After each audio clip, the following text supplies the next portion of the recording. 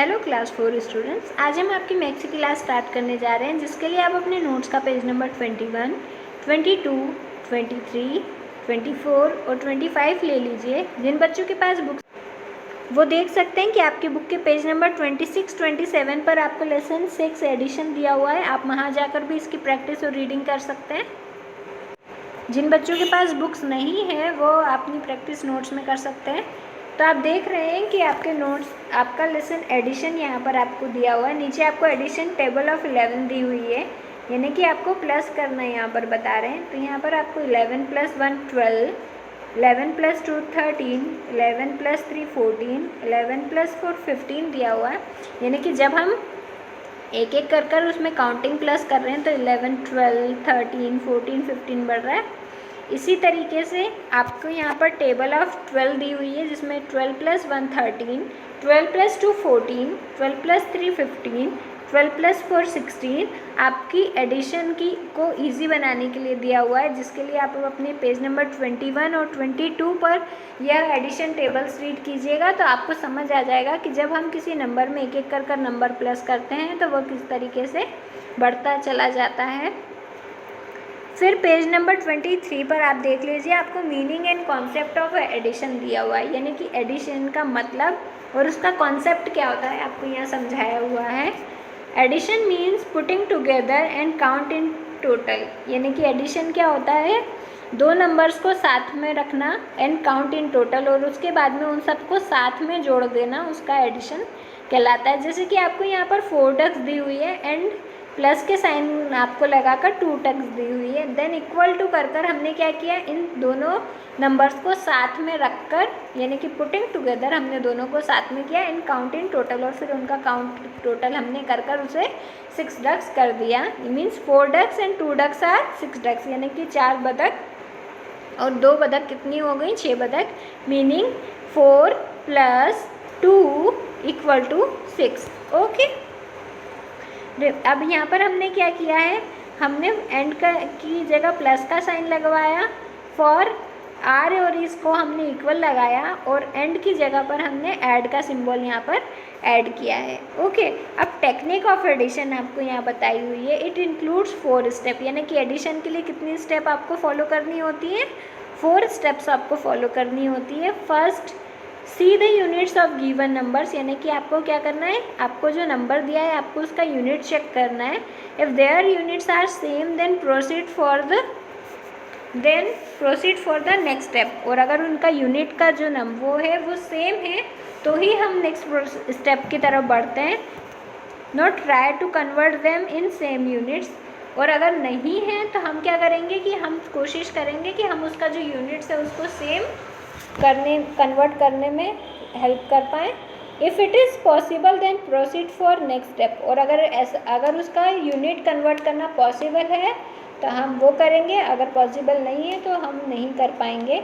And conversation in same unit is not possible then we will say that addition is not possible, और अगर उसका convert यानी कि unit को convert कर हम सेम यूनिट पर कन्वर्ट नहीं कर सकते तो हम यहाँ कह सकते हैं कि एडिशन भी पॉसिबल नहीं है। इसका एग्जांपल मैं आपको बता देती हूँ। जैसे कि आपको यहाँ दिया हुआ है फर्स्ट 5 एप्पल्स एंड 7 एप्पल्स, तो यहाँ पर आपको यूनिट देखना है, यहाँ पर भी एप्पल दिया हुआ है और यहाँ भी एप्पल दिया हुआ है। ओके, तो आप 5 एप्पल + 7 एप्पल 12 एप्पल उसका टोटल कर सकते हैं। ओके, नेक्स्ट आपको दिया हुआ है 5 एप्पल्स + 7 बनानास। अब यहाँ पर एप्पल्स दिया हुआ है यूनिट में, यहाँ बनानास दिया हुआ है, तो हम इसका कन्वर्ट कर इससे हमने क्या बना दिया, फ्रूट्स बना दिए, यानी कि एप्पल और बनानास फ्रूट्स के ग्रुप में आते हैं, तो हमने उसे टोटल 12 फ्रूट्स कर काउंट कर दिया। बट यहाँ पर आपको दिया हुआ है 5 एप्पल्स एंड 7 सिटीज़, तो एप्पल्स तो फ्रूट है और सिटीज़ ये बिल्कुल ही डिफरेंट हो गया, तो यहाँ पर एडिशन पॉसिबल नहीं हो पाएगा। अब सेकंड आपको दिया हुआ है after converting into same units write the digit at proper place, यानी कि हमें क्या करना है, अगर हमारे यूनिट मतलब सेम नहीं है तो हम उन्हें कन्वर्ट करने के बाद क्या करेंगे, एक प्रॉपर प्लेस पर राइट करेंगे। For example the unit place digit of second addend should come under the unit and place digit of first addend, same will be for all other places like 10, 100।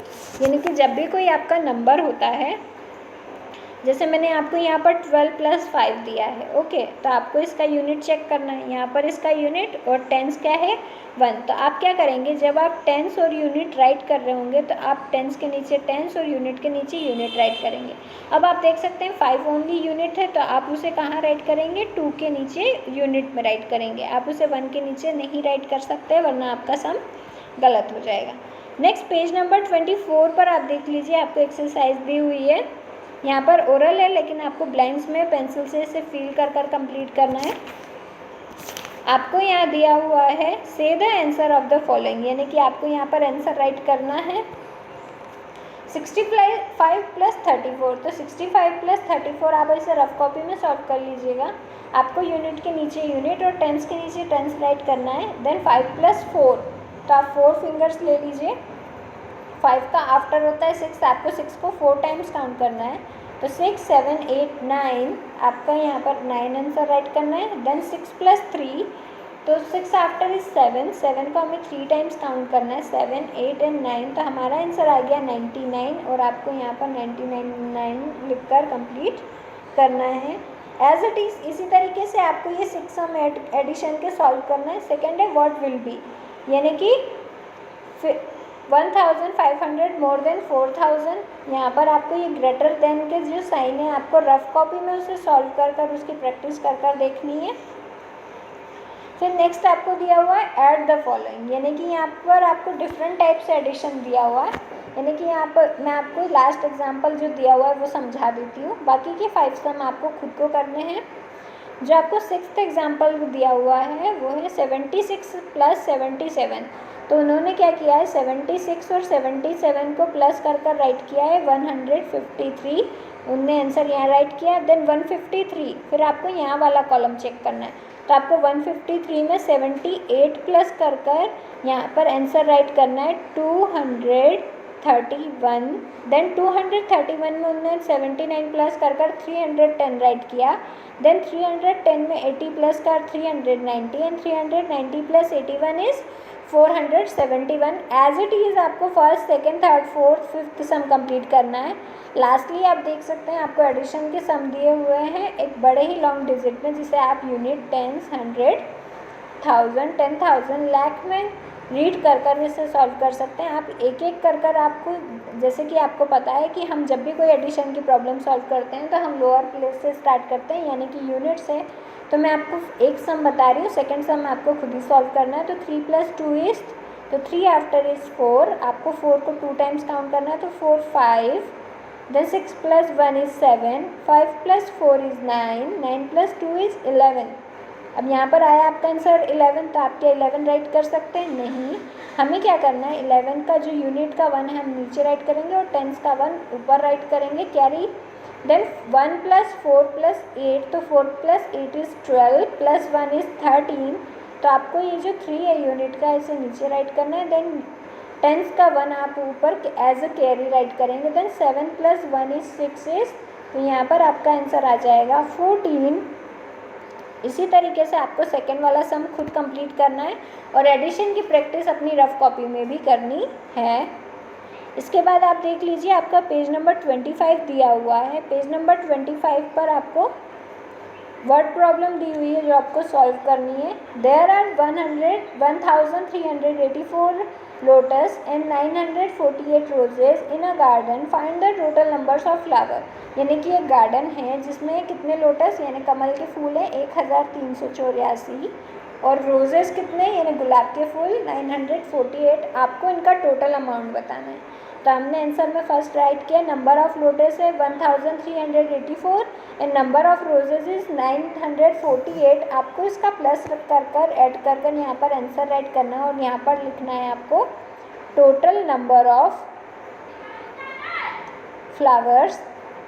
आपको pencil से sharp कर कर correct right करना है।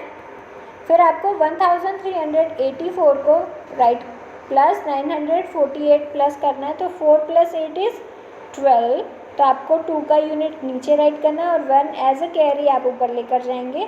Then 1 + 8 + 4 is 13, तो 13 का 3 और 1 as a carry. Then 1 + 3 + 9 is तो इट्स द 13, तो 3 आप नीचे राइट करेंगे एंड 1 कैरी एंड 1 + 1 इज़ 2, तो आपका आंसर आ गया 2332। इसी के साथ में आपको यहाँ पर ब्लैंक में कुछ जगह दी हुई है, यहाँ पर आपको ये sum as it is write कर सॉल्व करना है। सेकंड आपको सम दिया हुआ है, in voters list there are 89,362 males and 54,859 females, count the total voters in the village, यानी कि मेल्स और फीमेल्स का नंबर आपको दिया हुआ है, आपको टोटल वोटर्स का ऐड कर यहाँ पर आंसर राइट करना है और इस सम को आपको फिर से यहाँ नीचे ब्लैंक में राइट कर देखना है और आपको रफ कॉपी में भी सॉल्व कर इसकी प्रैक्टिस करनी है।